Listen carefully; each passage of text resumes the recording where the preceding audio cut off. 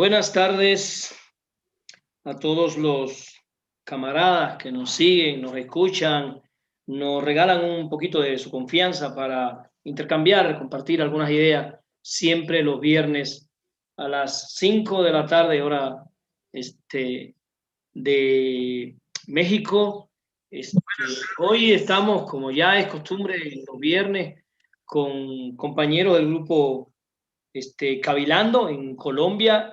Son investigadores, luchadores sociales, tienen un excelente programa de radio, ya los estamos escuchando por acá por Oaxaca, se los proponemos que lo localicen. Insuasti trabaja ahí, lo tenemos aquí hoy con nosotros en este programa.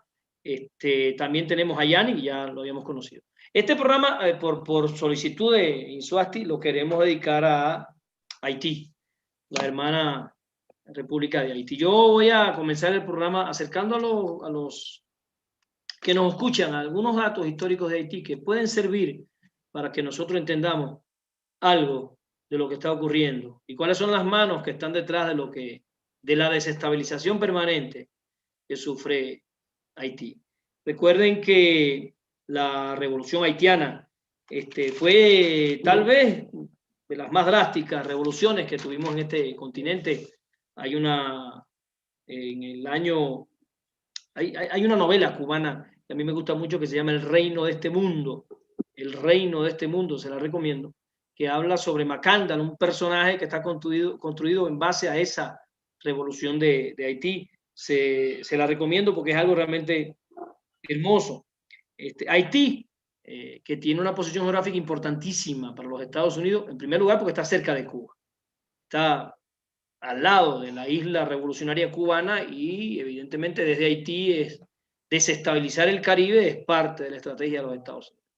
La República de Haití, después de su independencia de la colonia francesa, y los franceses además le impusieron un pago vergonzoso a la República de Haití a lo largo de años por haber obtenido la independencia. Pero yo decía, la República de Haití, la primera vez que tuvo a lo largo de toda su historia un presidente elegido democráticamente, fue nuestro querido amigo, ustedes recordarán, Jean Beltrán Aristide, se acordarán de la amistad de Aristide con Fidel Castro. Aristide, las cosas que pasó con Haití fueron terribles y todo por el proceso de desestabilización desde los Estados Unidos de Norteamérica. Su primer periodo de gobierno del 93 al 96 estuvo caracterizado por esa inestabilidad. Y también el gobierno del 2001 al 2004. Cuando Jean Beltrán Aristide tiene que salir del gobierno, bajo las presiones, ya saben de quién, de los Estados Unidos de Norteamérica, yo les quiero leer aquí un pedacito que escribí, porque no lo estoy diciendo yo. A finales de marzo del año 2004, fíjense, a finales de marzo del año 2004, en Santo Domingo, se publican los resultados preliminares de una comisión investigadora sobre Haití. Comisión investigadora sobre Haití, dirigida por el exfiscal general de los Estados Unidos de Norteamérica, Ramsey Clark. O sea, estamos hablando de una comisión investigadora dirigida por un exfiscal de los Estados Unidos de Norteamérica. No es una comisión investigadora dirigida por el Partido Comunista de Cuba. Para que no vayan a empezar ya los enemigos de siempre. Es una comisión que está dirigida por el exfiscal general de los Estados Unidos. ¿Y qué dijo este señor en esta comisión? Allí revela que los gobiernos de Estados Unidos y de República Dominicana habrían participado en el suministro de armas y en el entrenamiento de los rebeldes haitianos. Lo mismo que estaba haciendo los Estados Unidos con Nicaragua. Recuerden que se produce en el 83, ¿se acuerdan? La invasión a Granada, secuestran a Mauri Bishop, asesinan al presidente de Granada. Granada es una pequeña isla con apenas 600.000 habitantes, una isla que lo que producía en aquella época no es moscada, y el gobierno de Cuba estaba en una colaboración internacionalista ayudando a los granadinos a construir un aeropuerto, cubanos ayudando a los granadinos a construir un aeropuerto, y los gringos soñando con que el aeropuerto era para que aterrizaran naves rusas. Ya saben cómo los gringos vivían inventando aquellas terribles brujas para meterle miedo a este hemisferio. Primero fueron los rusos, después fue el terrorismo y ahora están tratando de inventarlo con los chinos. Pero yo lo que quería traer acá a este análisis es el hecho de que la mano peluda de los Estados Unidos sí estuvo metida en los procesos de desestabilización en Haití. Y les voy a dar otro dato interesante, porque ahora que se dan los sucesos en Cuba y nosotros vemos que esta ONG, Human Rights Watch, esta ONG gringa, que tiene relaciones además con el Departamento de Estado, está haciendo acusaciones a Cuba, porque según ella, el gobierno cubano está usando la violencia contra personas que se están manifestando en condiciones de paz. Bueno, para que tengan una idea, en el 2004, cuando obligan a Aristía a abandonar la presidencia, esta misma ONG acusó a la policía haitiana de realizar ataques contra opositores, para que vean que los mismos actores que aparecen en Bolivia, los mismos actores que aparecen en la crisis en Venezuela, los mismos actores detrás de las crisis en Colombia, los mismos actores detrás de la crisis en Haití. No es que nosotros estemos inventando, que estemos soñando, no, es que realmente ahora descubrimos, se produce el asesinato del presidente haitiano. Bueno, encontramos detrás de eso 26 mercenarios colombianos, 2 norteamericanos, interesante, porque los norteamericanos dicen que a ellos los llevaron de traductores. Es interesante, ¿no? Cómo 2 traductores norteamericanos se montan en un carro, un jeep, no sé, lleno de exmilitares colombianos armados hasta los dientes para entrar subrepticiamente a la casa del presidente y ellos piensan que van de traductores, que ellos van a traducir porque lo que ellos creían era que iban a detener al presidente porque hay una orden de detención contra el presidente. O sea, como aquellos que invadieron a Cuba, recuerdan los mercenarios cuando los tomamos presos en Girón, que decían que todos eran cocineros. ¿Tú qué viniste? No, pues yo soy cocinero, yo estaba en la cocina y yo no sé lo que estaba pasando. Así más o menos ha ocurrido con estos 2 gringos. Hay muchísimas cosas que tenemos que aclararnos. Han habido algunas fotos, digamos, comprometedoras con Duque y otros expresidentes colombianos, con algunos personajillos que parece que están relacionados con estos hechos. A ver qué nos explican. ¿Qué nos explican? Esta semana ha ocurrido cosas muy interesantes, como el gobierno de Colombia le recomienda al gobierno de Cuba respetar el derecho a las manifestaciones del grupo de delincuentes pagados desde Miami que apedrearon hospitales infantiles, apedrearon perseguidoras, destruyeron tiendas y se llevaron las cosas de las tiendas. Pues la gente que nos están escuchando tiene que saber que en Cuba las tiendas no son de los millonarios, no son de empresarios gringos ni franceses. Las tiendas pertenecen al pueblo, en Cuba esos negocios todos son del Estado porque le sirven al pueblo revolucionario, y cuando usted está asaltando una tienda, usted se está robando propiedad del Estado, que es un Estado que pertenece al pueblo. La visión nuestra con respecto a esos hechos es una visión en la cual reconocemos que mucha gente estaba en condiciones de tranquilidad y paz, pero mucha gente fueron, digamos, alimentados desde Miami para generar toda esta inestabilidad que hoy estamos viviendo en el Caribe. Ya Cuba está tranquila, decía yo ahorita a Yanni, no, tranquilo, Cuba está bastante tranquila. La revolución cubana no se cae por estos vientecitos leves de Miami, estamos listos para eso. De todas maneras, el tema que me había pedido Insuasti era acercarnos a los procesos de Haití, a acercarnos a los hechos que han convertido a Haití en noticia en las últimas semanas. Es importante los que nos escuchan que anoten por ahí en sus cuadernos, estamos hablando del país más pobre de América Latina. El país más pobre de América Latina. Y les voy a dar un dato para darle la palabra a Insuasti. En el año 1915 los Estados Unidos invaden Haití. Intervienen en Haití. No le preguntan a los haitianos si quieren que ellos estén allí. Ellos entran con el pretexto de que van a proteger los intereses de intereses gringos allí en Haití. Intervienen en Haití y se quedan en Haití hasta el año 1934. Desde el 15 hasta el 34. 19 años estuvieron ocupando la isla y después que se fueron, dejaron un conjunto de gobiernos que se fueron sucediendo, dictaduras militares, todas al servicio de los intereses gringos. Hay gente que hoy está diciendo que lo que ocurre en Haití es simple y llanamente la descomposición del sistema neocolonial que los Estados Unidos le han impuesto a ese país, y que quede claro, ni la intervención gringa, ni el neocolonialismo gringo, ni el neoliberalismo, ni la OEA le han podido dar a Haití ni paz, ni soberanía, ni tranquilidad, ni derechos humanos para sus pobladores. O sea, la solución que los americanos nos proponen a los países al sur del río Bravo siempre son estas: países totalmente inestables, llenos de pobreza, de miseria, de pauperación. En Haití, gente que toma agua de los ríos, gente que no tiene para comer, unas condiciones terribles, y ellos entonces, los salvadores de la democracia. Esta es la democracia que ellos le quisieran llevar a Cuba. Esta es la democracia que ellos quisieran para Venezuela, por supuesto. Ellos quisieran quitar el gobierno de Maduro y llevarle a Venezuela la democracia de Haití, o la democracia que impusieron en Chile después de asesinar a nuestro querido Salvador Allende. Vamos hoy a acercarnos a los sucesos en Haití, y para eso tenemos aquí a dos grandes amigos, Insuasti y Yanni Vallejo. Yo le dije a Yanni, voy a hacer una intervención para dar algunos elementos que nos permitan reconocer que no podemos hablar de Haití sin hablar de la relación de Haití con los Estados Unidos, de la intervención de Estados Unidos sistemáticamente en Haití y en sus políticas. No podemos.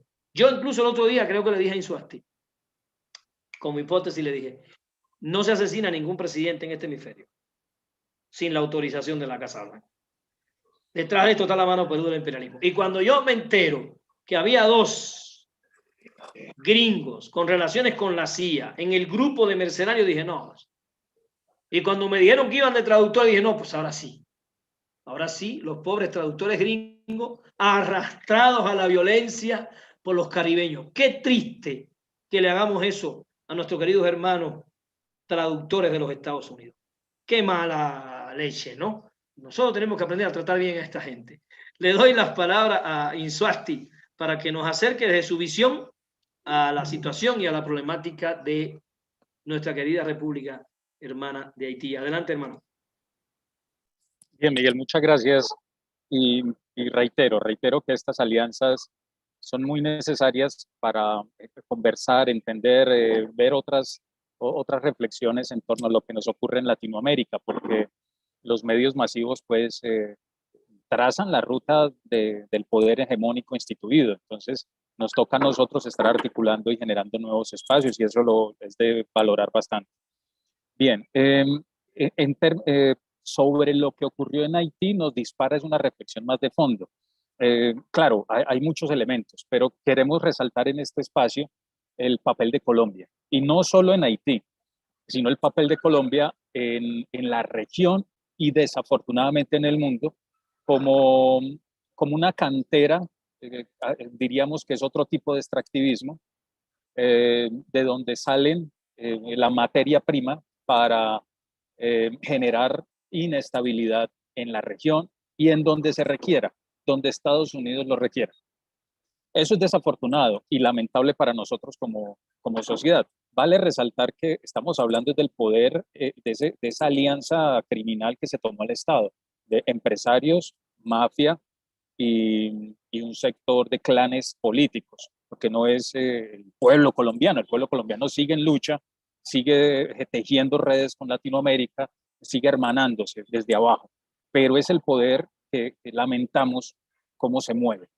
Y el poder en relación, claro, en relación muy servil con los Estados Unidos, o con sectores de ultraderecha y reaccionarios de Estados Unidos.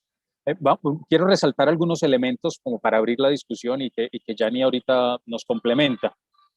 ¿Por qué decimos que el papel de Colombia? El papel de Colombia termina siendo el de un país altamente peligroso, un riesgo. En este momento, así como está estructurado el Estado colombiano, el poder que se apoderó del Estado, es un riesgo para la región. Ojo, hablo de esa alianza entre mafias, entre clanes políticos y entre élites económicas. Un grupo, un reducido grupo, muy identificables, un cierto grupo de familias que no ha querido soltar el poder y que tiene el temor, está olfateando que posiblemente lo pierda en las elecciones del 2022, y por eso está reciando todas estas acciones. y de manera servil también arrodillado pues a los intereses extranjeros. Pero queremos ir hacia atrás para poder identificar algunos elementos que nos sustentan lo que estamos diciendo.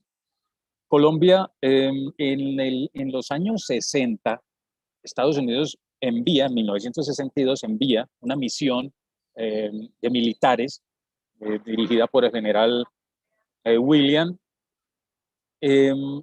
para orientar al ejército en ataque que ellos llamarían contra la insurgencia armada, contra el comunismo, etcétera, y genera unas estrategias allí de formación militar, estamos hablando de los 60, formación militar que apalanca el paramilitarismo, y eso está dateado.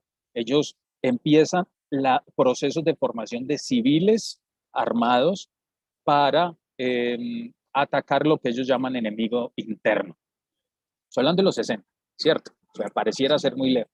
Pero esa lógica que se instaura en Colombia, lamentable, porque ya sabemos qué ocurrió posterior con el fortalecimiento del paramilitarismo y la lógica de tierra arrasada en Colombia, que todavía causa tanta sangre y dolor, penetró la estructura misma del ejército, la política militar.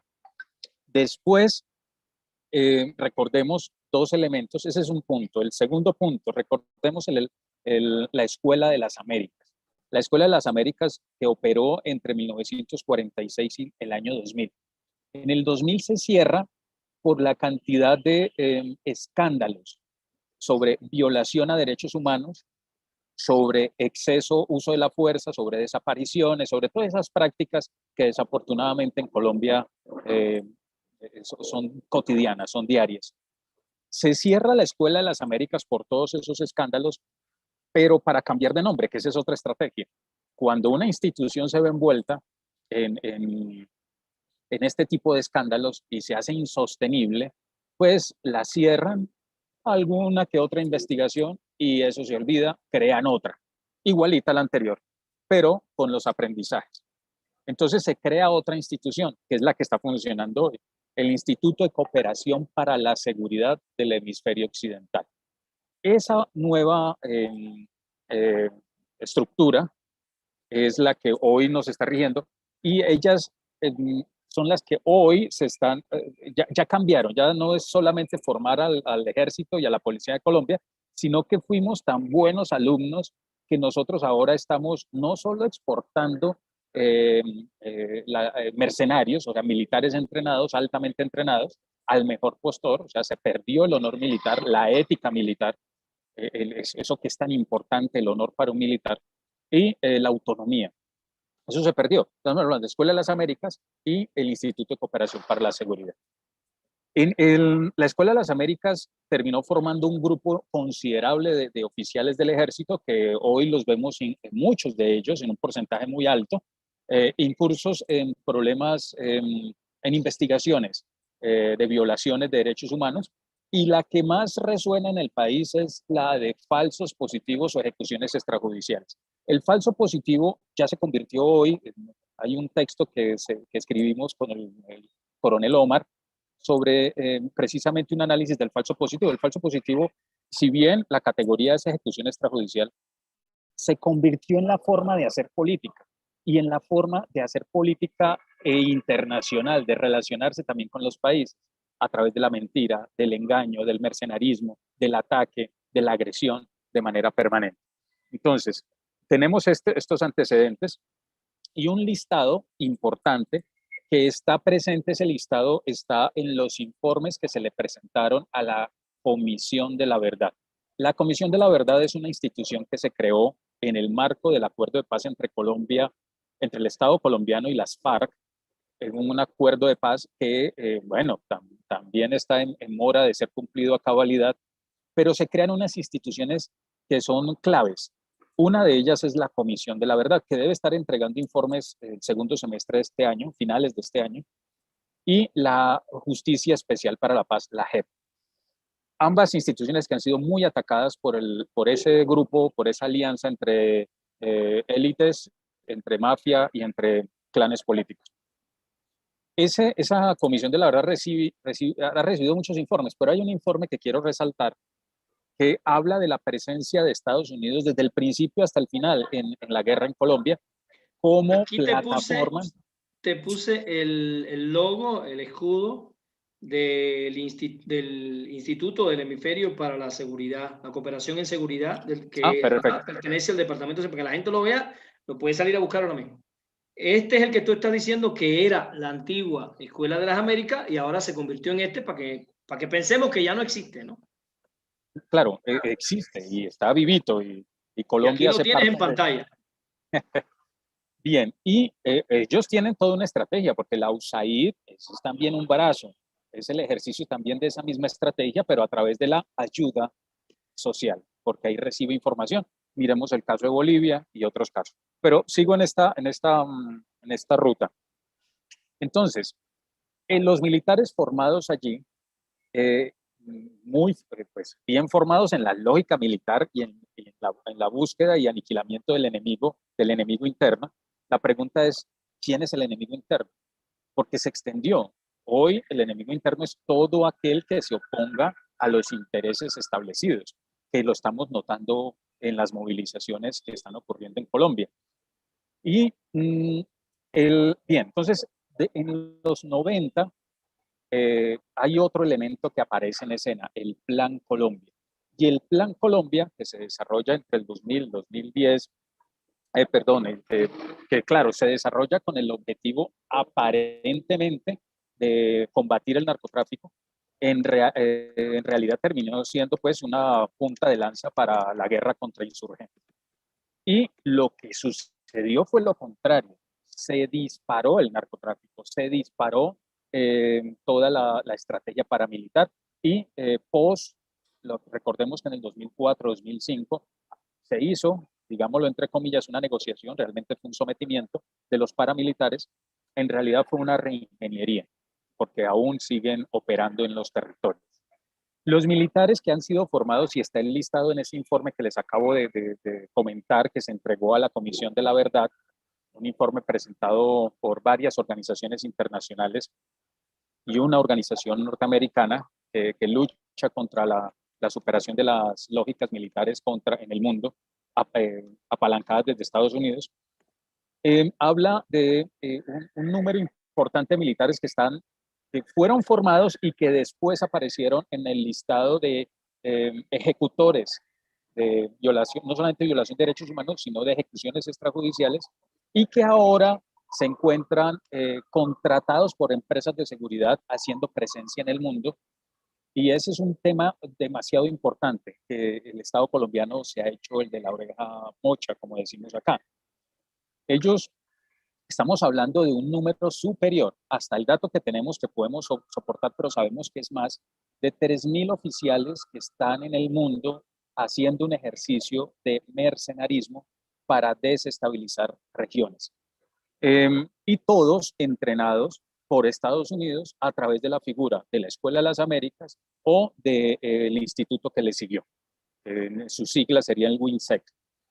Bien, les voy a leer una declaración.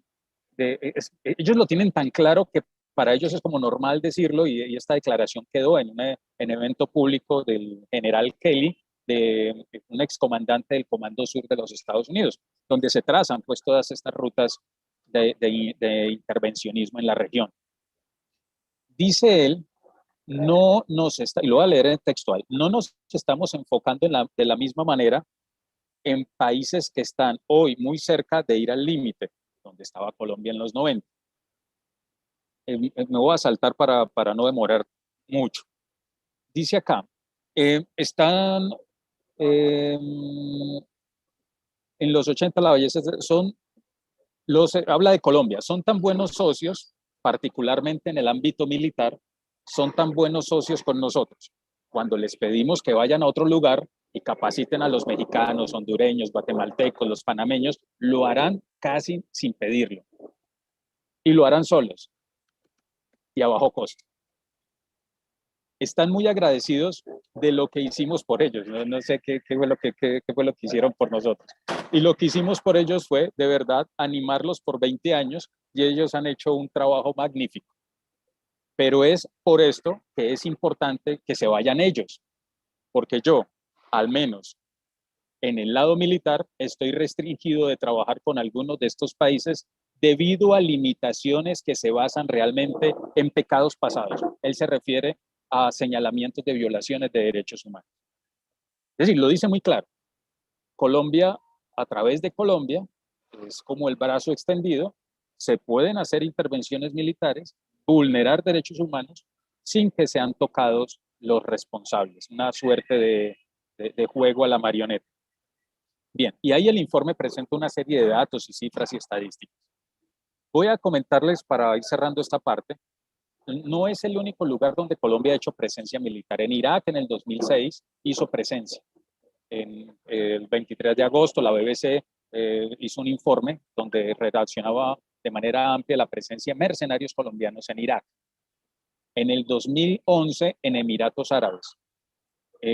Dubái es una cantera que recibe militares colombianos para hacer sus ejercicios de control en la zona. Y en Yemen también, en el 2015. Y en Libia fue curioso porque fue la lógica colonial, todo ese dispositivo occidental que se hizo para atacar al general Gaddafi y que terminó pues con el asesinato de él. Ahí, en un escenario, murieron 10 mercenarios colombianos y en las declaraciones que se dieron a un medio oficial europeo, porque fueron ejecutados, la declaración dice claramente que los ejecutaron porque ellos no eran hombres, eran máquinas de matar. Es decir, estamos hablando de unos militares entrenados para ser unos sicarios internacionales, sin alma, trabajan por el pago al mejor postor, lo cual es lamentable. Entonces miren que es una lógica que se instaura. Y ahora viene el tema de Haití. En Haití hay muchos entramados, porque por ahora pues ya se tiene la claridad que fueron los militares, los exmilitares. Hay 6 militares activos, que hay un silencio allí, pero ellos, esa información tendrá que salir a flote. Ya se ha dicho de alguna manera 6 militares activos. ¿Qué sucedió? Qué curioso. Colombia mandó una misión, el señor Duque, están los documentos, manda una misión de policías a realizar o levantar una información y generar un informe de seguridad sobre los secuestros que estaban ocurriendo en Haití. Y eso fue de marzo a mayo. Reporte, o sea que fue pagado por el Estado, que van los militares y se quedan esos meses. En mayo llegan los 26 militares colombianos que van a quedar relacionados, o los 26 exmilitares colombianos. Curioso, es pura curiosidad. Estoy diciendo que es simultáneo. Mandan una misión oficial de Colombia, de policías, de marzo a mayo, y en mayo llegan los 26. Llegan los 26, se ubican en muy buenos hoteles, con muy buen dinero, y de la mano también con el apoyo de oficiales de Haití. O sea, todo estaba perfectamente organizado. Hay un militar colombiano que habló, confesó, dijo, sí, el objetivo era matar, asesinar al presidente, porque lo han negado, pero él ya lo dijo, ya lo hizo público, era asesinar al presidente y a todo el que estuviese con él en ese momento. Las versiones han variado mucho, pero él ya declaró. Al otro militar que se contactó para hacerle el reclutamiento fue asesinado, es decir, murió en los hechos y todo su equipaje fue quemado, destruido. Computadores, CDs, documentación, todo fue destruido. Como que había borrar la información que pudiese existir. Hoy existe la seguridad, pues que hay una empresa de seguridad que contrata, que es administrada por un venezolano, Intriago, que incluso apoyó la campaña de Duque, aunque Duque dice que no lo conoce, pero hay muchas fotos que lo dicen, hasta una publicidad en donde aparecen los dos abrazados y pidiendo votos para ganar en la primera vuelta en la campaña presidencial.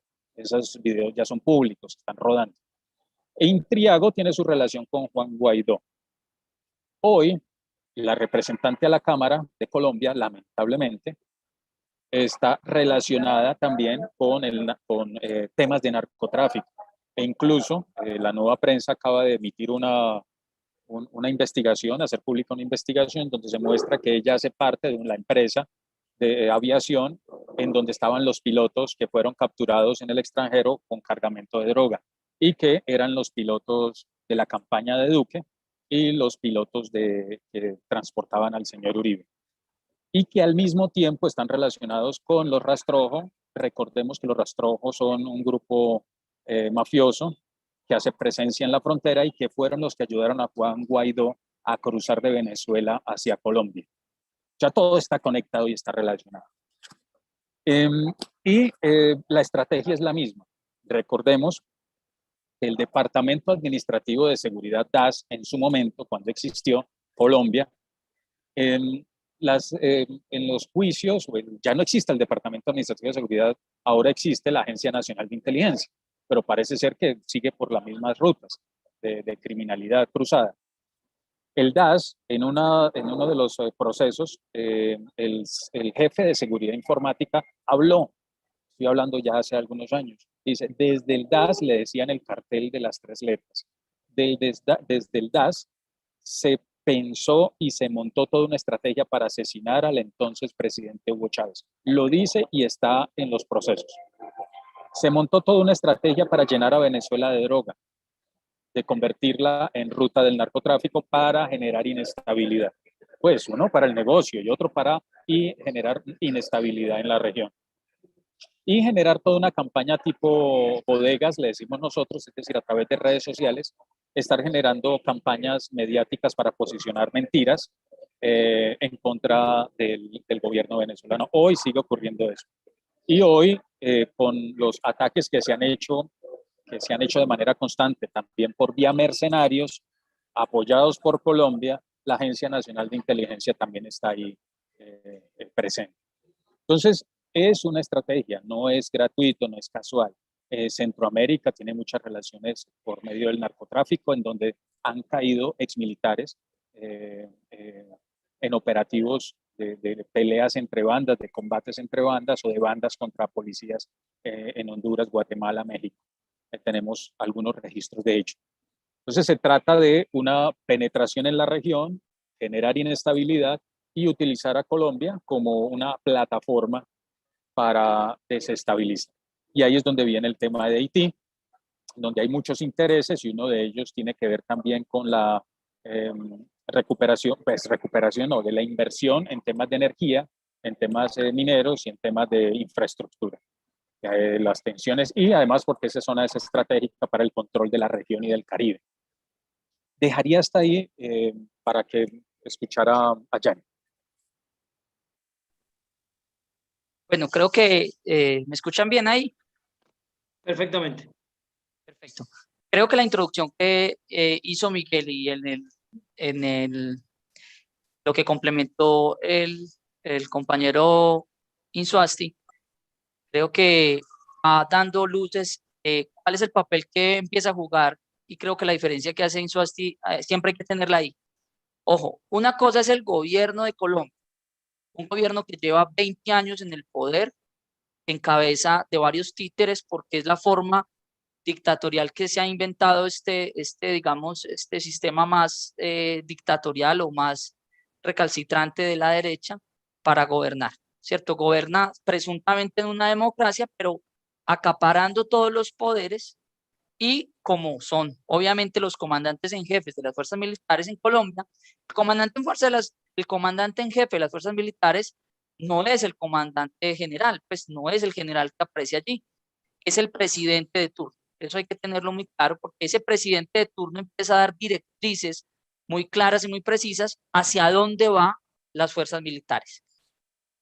Las fuerzas militares colombianas son una bestialidad, son más o menos por el corte de Brasil. O sea, es una bestialidad la cantidad de militares que hacen parte de las fuerzas militares. Ahorita más o menos activos hay más o menos 300.000 personas en este momento en armas. Pero junto con el personal administrativo alcanzan a ser 500.000 personas más o menos, mal contadas, personas del Ministerio de Defensa y de las fuerzas militares. Estamos hablando de una bestialidad de personal allí. Hay muchos puntos que hay que ir tejiendo para ir entendiendo hacia dónde se fue girando, más allá de que ya nuestras fuerzas militares, al haberse formado en la Escuela de las Américas, ya traían toda esa doctrina del enemigo interno. Y el enemigo interno es el opositor. El enemigo interno es el que no está de acuerdo con la política de gobierno, porque en Colombia pocas políticas de Estado existen. Esto es tan así que llegamos al absurdo de que como política de Estado decidimos hacer un proceso de paz, firmar un acuerdo de paz, y el gobierno que llega dice que no, eso fue con el gobierno anterior, eso no es una política de Estado, que eso era una política de gobierno. Entonces, aquí hay una confusión grave sobre eso, y siento que a lo que ha llevado es a las fuerzas militares a todo lo que le digan los Estados Unidos de cómo deben ser. Entonces, creo que el primer paso que se dio fue en el año 2018. Nosotros no hacemos parte, no podríamos hacer parte geográficamente de la OTAN. Sin embargo, en el gobierno de Santos, en pleno acuerdo de paz, el 31 de mayo del 2018, se nos admitió como un país, ellos lo llaman socio global latinoamericano, algo así es el nombre que le dan, simplemente para decir que es un país servil a la OTAN. Eso consideramos es clave porque eso vino de la mano, o ya venía de la mano, con un cambio de doctrina dentro del ejército, una doctrina militar que volvía al ejército más activo en combates horizontales, es decir, en combates entre países, en combates, digamos, más convencionales, para decirlo de alguna forma. Y esto, pues, no tenía mucho sentido, porque si Colombia siempre ha peleado, sus ejércitos siempre han peleado guerras irregulares, no tenía mucho sentido que el ejército colombiano se formase en guerras regulares, es decir, guerras entre estados. Hasta cuando empezamos a entender a dónde se estaba apuntando era a un conflicto bélico entre Colombia y Venezuela. Eso se trató de buscar por todos los medios, se trató de buscar alguna excusa que pudiera permitir esa confrontación. Sin embargo, pues esto ha llevado de la mano de que el ejército colombiano hoy es un ejército que no sabe dónde está su fuerza, digamos, cuando está retirada, no sabe dónde está su fuerza. Es decir, es como si los militares que estén durante 20 años en el ejército fuera cualquier persona que se pensiona o se jubila de trabajar en el metro, de trabajar, de conducir un vehículo. Pues no puede ser así porque son personas altamente entrenadas, entrenadas en combates, entrenadas en un montón de cosas que solo le sirven pues a fuerzas irregulares o que le sirven a estos países para prestar servicios de mercenarismo. Colombia, pues como lo dijo Alfonso, ya venía incursionando en esto, pero ya lo que ocurre en Haití es precisamente poner al descubierto para lo que está sirviendo toda esa fuerza que está saliendo de las fuerzas militares y que en últimas se va a hacer. Este es el primer, digamos, hecho notorio que se da, pero esto va a empezar a ocurrir en muchos hechos, porque lo que ocurrió en Haití no es más que la misma estrategia de la operación Gedeón. Es decir, vamos a recordar rápidamente lo que ocurrió en Gedeón. En Gedeón simplemente hay una financiación de Estados Unidos a exmilitares venezolanos, junto con la ayuda de la inteligencia colombiana. Hay campos de entrenamiento en La Guajira, en frontera con Venezuela, que durante 7 meses financiado armas, logística, entrenamiento de una empresa de mercenarios americanos, norteamericanos. En este caso, entonces, entrena a estas personas para hacer varias incursiones. Ya lo habían hecho, ya se había tratado de hacer en un ataque, en un atentado al presidente Nicolás Maduro mediante drones. Eso ya se había intentado hacer y todo esto se hace mediante la misma lógica. Miami se contratan empresas pseudo de seguridad, empresas que van creando empresarios, porque ellos todos son empresarios, pero realmente son personas que se financian con recursos que hurtan, que le roban a los países que han sido presuntamente cooptados o robados por parte de Estados Unidos, porque Estados Unidos roba a las empresas de Venezuela y con esos mismos recursos los invierte ¿en qué? Los invierte en armas, en mercenarios, porque todo esto que vimos, todo esto no sale de un mecenas que un día financia esto, porque son operaciones que valen muchos millones de dólares, ¿cierto? Entonces esas operaciones, al costar tanto dinero, se financian con esos mismos recursos de los estados. Y esa operación Gedeón, ¿en qué concluyó? Pues ya lo conocimos en la captura de 2 embarcaciones que venían muy armadas, ya tenían armas en los estados, y ocurre lo mismo. Es la gente, es el pueblo, y junto con las fuerzas militares quien desarticula ese operativo. Capturan a varios mercenarios, incluyendo un mercenario norteamericano que está ahí, y que es quien más o menos revela, muestra el contrato que fue firmado por Guaidó, por JJ Rendón. Esto fue lo que ocurrió en Gedeón. ¿Qué ocurrió con lo de Haití?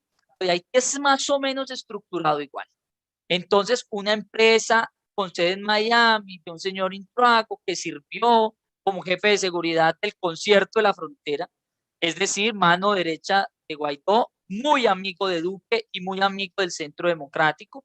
Ellos dicen que no saben quién es, pero cada vez que dicen que no, sale una foto nueva.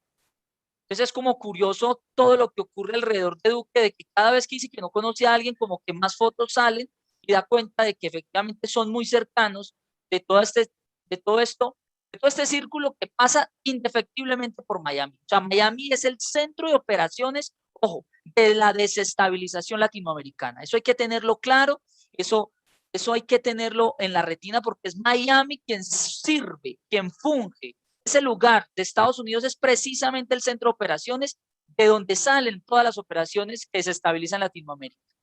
Allí hay una empresa ficticia, una empresa que se creó en el 2019, la crea este señor y empieza a contratar mercenarios y empieza a tener relaciones y a tener un montón de conversaciones con un grupo de empresarios, un grupo oscuro de personas de Haití, que yo siento que van a servir hoy y están sirviendo hoy para cortar rápidamente la cuerda y que los verdaderamente responsables del hecho de Haití no se conozcan. Porque ahora resulta que un médico es el autor intelectual. Ahora resulta que el autor intelectual es el jefe de la policía. Ahora resulta que el que recibió el mando en un primer momento luego de asesinado el presidente Moise, ahora resulta que esos son los autores intelectuales, que el resto no tiene nada que ver, Estados Unidos no tiene nada que ver, y cada vez que salen a explicar algo, creo que lo que sale es más información de su autoría, de su responsabilidad como determinadores de estos crímenes. Alfonso lo decía, de los mercenarios, 7, y eso lo acaba de decir, tuvieron que, como estaba que se sabía, ya se estaba diciendo, entonces tuvo que salir precisamente el encargado del Pentágono, señor Ken Hoffman, a decir, efectivamente, entrenamos a 6 de los mercenarios que están y participaron en la operación. Eso lo acaban de decir. Es decir, todos estos mercenarios tienen unas características, y es que todos ellos hace muy poco salieron de las fuerzas militares. Es decir, se hizo un trabajo de inteligencia para saber a quién reclutaban. Muchos de ellos están entrenados hace poco en operaciones urbanas, de ataques urbanos. Es decir, no fue que escogieran a 26 personas retiradas del ejército cualquiera. No, esto fue estructurado, fue planeado y fue organizado. Obviamente, esto tiene varias aristas. Y creo que en concreto y para señalarlo el tema de Colombia como tal, lo que llama más la atención es que Colombia inmediatamente explica que va a mandar gente para investigar. Colombia, que creo que la característica no va a ser principalmente la inteligencia. Y no va a ser la inteligencia porque la inteligencia en Colombia, la inteligencia militar me refiero y policial, se basa en la recompensa. Esa es el arma de inteligencia primordial que funciona en Colombia. Es decir, los agentes de inteligencia lo que hacen es comprar, perdónenme la expresión, puentes o sapos, como se llaman en el país, o sea, así se les dice despectivamente en Colombia. ¿Y para qué? ¿Para qué se contactan esos sapos? Pues para que den información, para que se infiltren.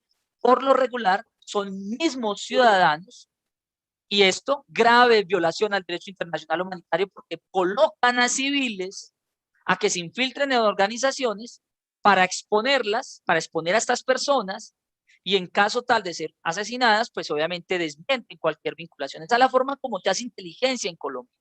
En Colombia no se hace inteligencia desestructurada o inteligencia clara y específica. No, la inteligencia funciona así, funciona desde el aspecto económico. Pues básicamente lo que ha hecho es que Colombia se ha puesto casi que al frente de la investigación. Y también llama poderosamente la atención que la única testigo de los hechos, que es la esposa del presidente Moise, inmediatamente fue llevada a Miami, y en este momento está custodiada por las autoridades americanas, norteamericanas, en un hospital de Miami. ¿Por qué? Mi pregunta, siendo ni siquiera especulativo, sino llámese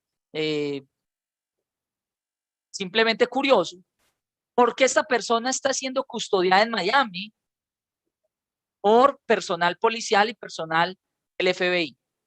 Es decir, ¿será que frente a esto el FBI también, valga decir, ya desplazó personas directamente a Haití? Es decir, yo creo que los autores intelectuales son los que están investigando presuntamente el delito. Tanto Estados Unidos como Colombia se han puesto al frente a investigar lo que ocurrió supuestamente con el asesinato de Moise. Entonces, voy a ir cerrando por acá en el entendido de que Colombia, desgraciadamente, las fuerzas militares empiezan a jugar un papel muy peligroso para la desestabilización de la región. Es decir, todo eso que ha venido contando Alfonso de Plan Colombia, de inversión, todo eso hoy considero está siendo sacado con creces por parte de el gobierno norteamericano. Que hay un último punto para cerrar, y es que nótese que antes de que ocurra todo esto hay una visita del principal número 1 de la CIA en Bogotá. Esto ocurre semanas antes. Entonces, no sé si es que estamos en una teoría conspirativa o estamos atinando a la versión real. Estados Unidos planeó y con personal colombiano y algunos norteamericanos planearon y ejecutaron este asesinato del presidente.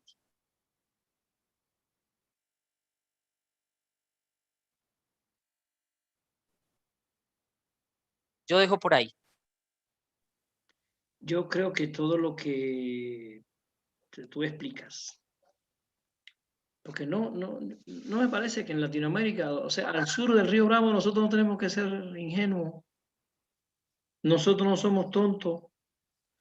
Yo creo que todo lo que tú estás explicando, lo que está explicando Insuasti, tiene que ver con lo que se llama eufemísticamente guerra de cuarta generación. Terrorismo de Estado, operaciones similares, guerra popular, guerra civil, terrorismo, contraterrorismo, propaganda. Todo eso está metido en el mismo saco y tiene detrás los intereses hegemónicos de los Estados Unidos de Norteamérica. Nosotros tenemos que ir siempre a los datos duros para que la gente que nos escuche no se deje endrogar con la propaganda de los Estados Unidos de Norteamérica y con sus eufemismos de democracia. ¿Cuántas bases militares norteamericanas hay al sur del río Bravo? Según Atilio Borón son 80. ¿Cuántas bases nuestras hay en Estados Unidos? Ninguna. ¿Cuántos golpes de Estado se han dado en Estados Unidos dirigidos desde gobiernos de países al sur del río Bravo? Ninguno.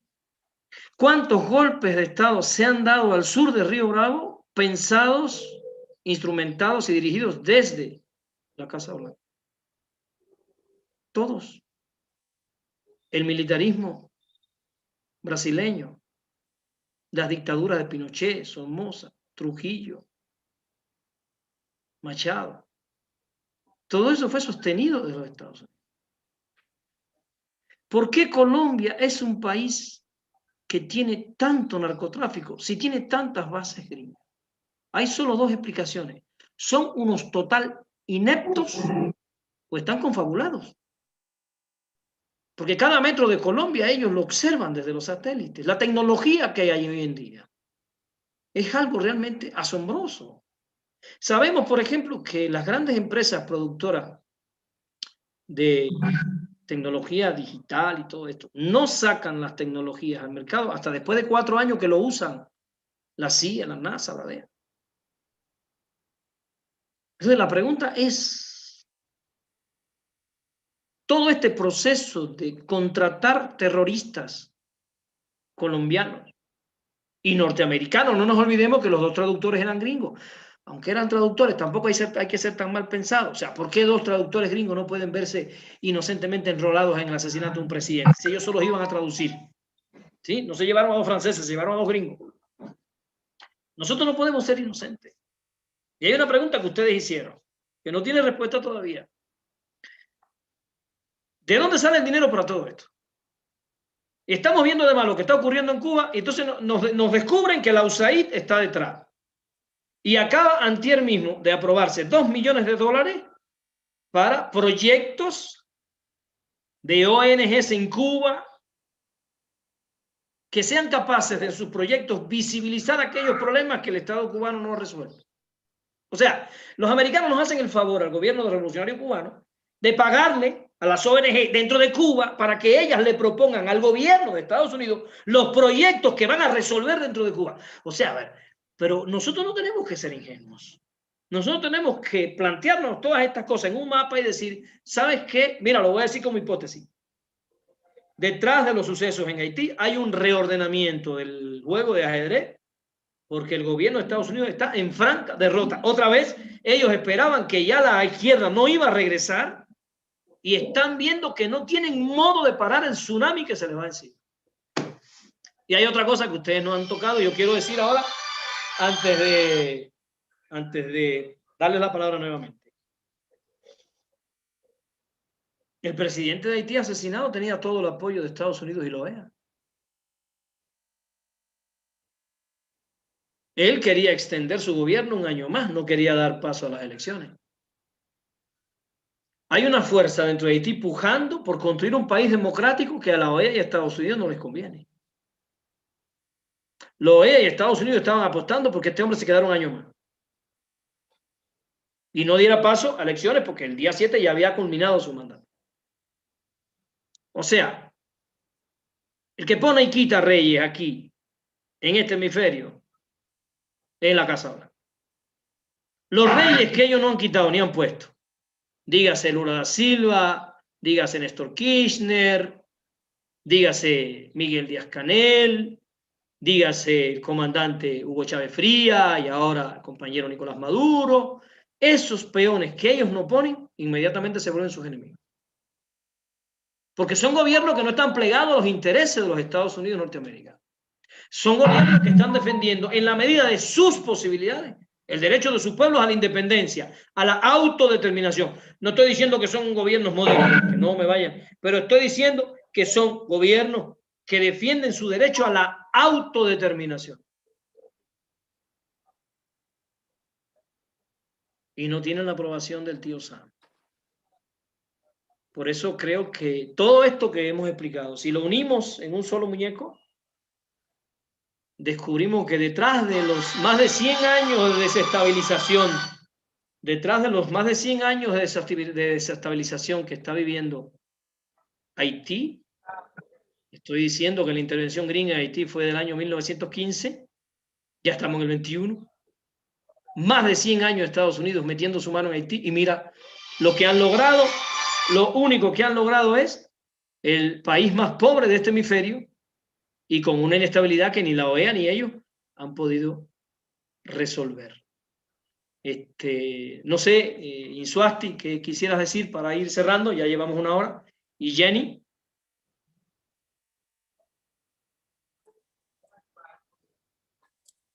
Bien, a ver, nosotros utilizamos mucho la figura del péndulo, ¿cierto? Parece que regresara nuevamente una dinámica de intervención porque no solamente es Haití, Bueno, las lógicas de intervención han sido siempre, y lo que ha ido es variando, porque variamos en una lógica de intervención también a través de las estrategias jurídicas, lo que hicieron con Lula da Silva, lo que se intentó hacer pues en varias regiones, como una guerra jurídica para sacar del escenario a los posibles gobiernos que llamaríamos alternativos. Pero ahora está regresando nuevamente una intervención militar, ya no directa, sino a través del mercenarismo o de ejércitos de narcotráfico, es decir, el narcotráfico como estrategia también. Y eso es clave también decirlo, porque la inestabilidad urbana, que va a marcar también el termómetro de los ejercicios de dominación, será clave. Cómo se incide a través de esas lógicas del narcotráfico en procesos de inestabilidad e incluso en la financiación de las movilizaciones.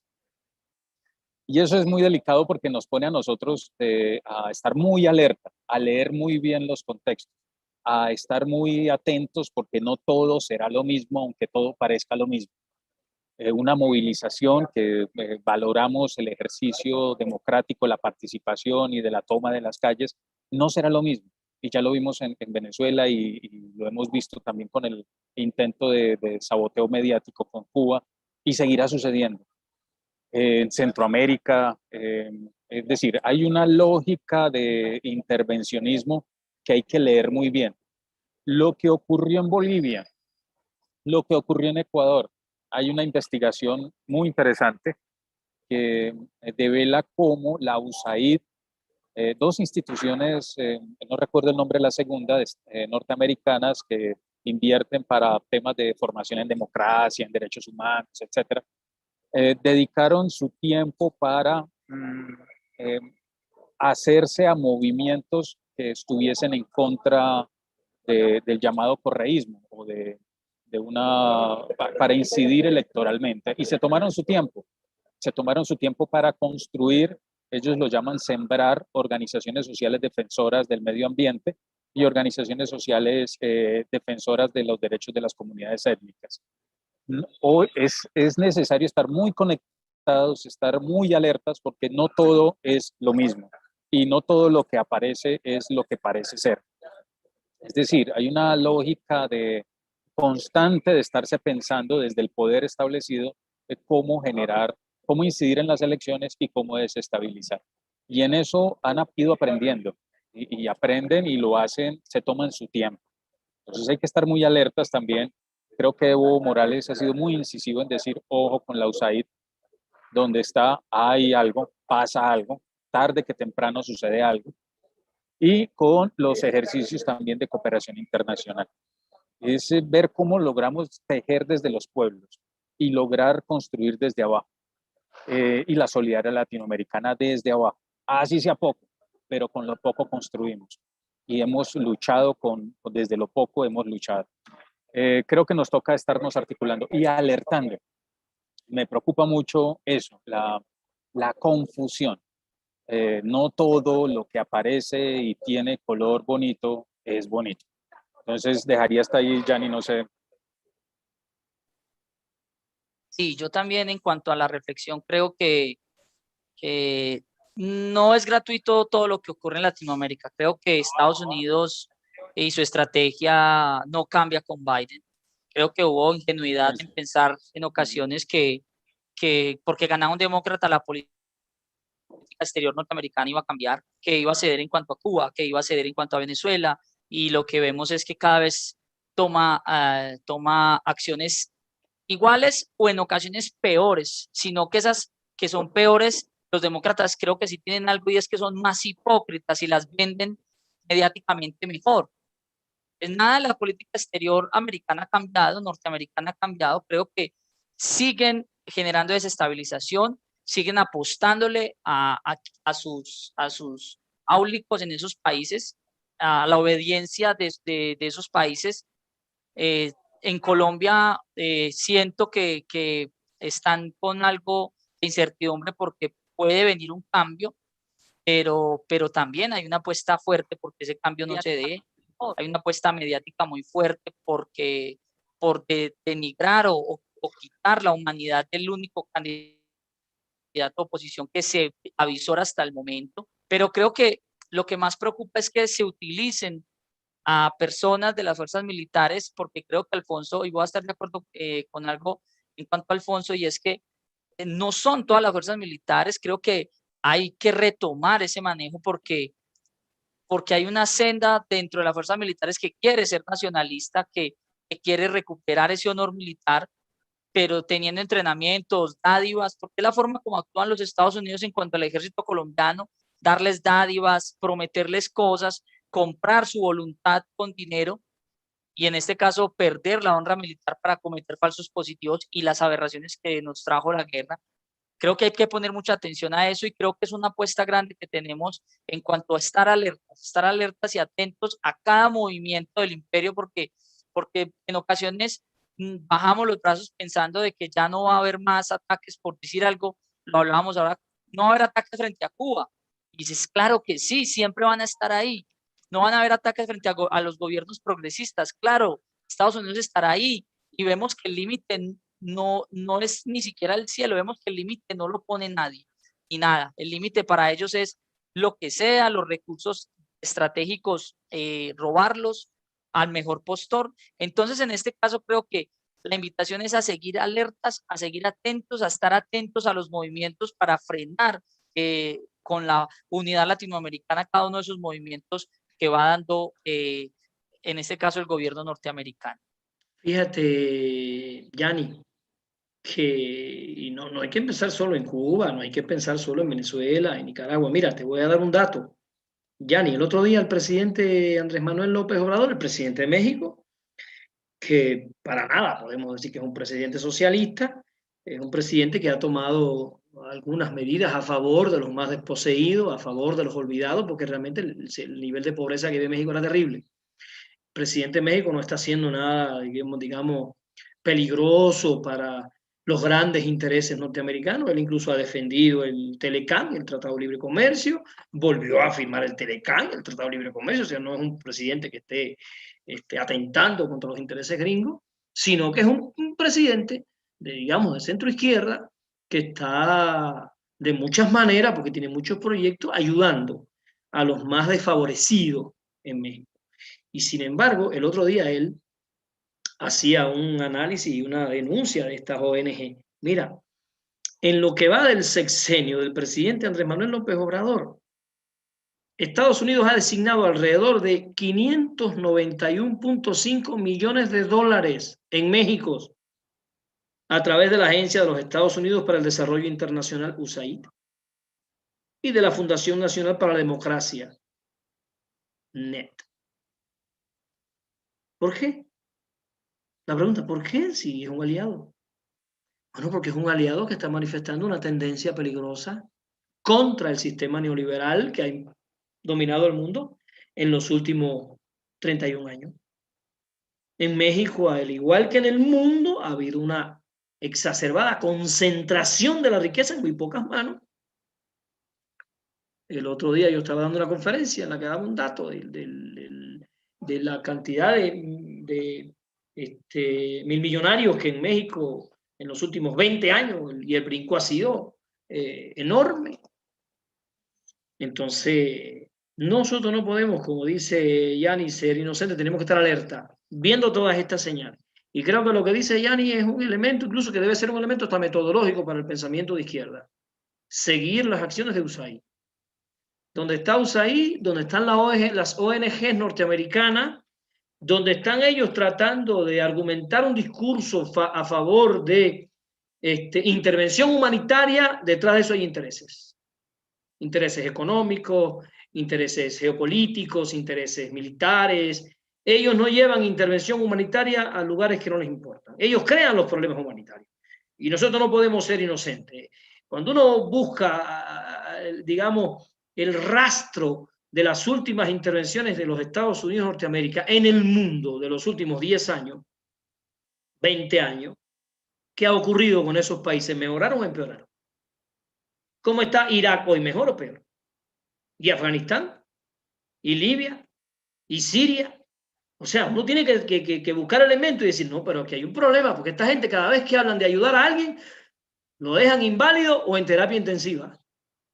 O sea, estamos hablando de un sistema que se mueve para buscar intereses hegemónicos con el petróleo, hegemónicos con rutas comerciales, hegemónicos con el dominio del litio. O sea, es lo que ellos siempre están buscando. Yo le doy las gracias por este viernes que me gusta los viernes. Ya los viernes va a ser, vamos a tratar de mantenernos, me parece interesante. Después discuto con Insuasti cuál va a ser el tema del próximo viernes, pero los estoy invitando para el domingo. El domingo vamos a empezar una programación con una alianza que estamos haciendo entre Cabilando, entre MAEC y entre el grupo de Solidaridad con Cuba. Ahora no recuerdo cómo es que se llama, pero ¿de qué país es? Acuérdame el país. Con Guatemala. Guatemala. O sea, Colombia, Guatemala y Cuba, y México, y Cuba. Bueno, también Cuba, porque yo soy cubano. Sería 4 países aquí. México, Guatemala y Colombia. Vamos a empezar a hacer un conjunto de programas, una alianza para el pensamiento de izquierda, desde nuestras posibilidades, que no son muchas, pero son unas más. Y cuando se unen todas las fuerzas se puede más. Este domingo vamos a trabajar el tema del asalto al cuartel Moncada, el asalto al cielo, el asalto al Moncada en Cuba, el preámbulo del proceso de revolución, como decimos los cubanos, el motor chiquito que echó a andar el motor grande, porque después del Moncada comienza todo este proceso de concienciación alrededor de un movimiento el 26 de julio. El domingo nos vemos con Insuasti y los camaradas en ese programa. Gracias. No sé si quieres despedir. No, incluso Gianni está invitado para el domingo, si le da el tiempo para que, conversemos ahí un rato. Sí. Perfecto. Pues, bien, no, Miguel, yo creo que hay que seguir construyendo estas redes. Estos espacios sincrónicos y asincrónicos terminan siendo claves en cualquier momento, porque quedan en la red y son claves también para generar análisis.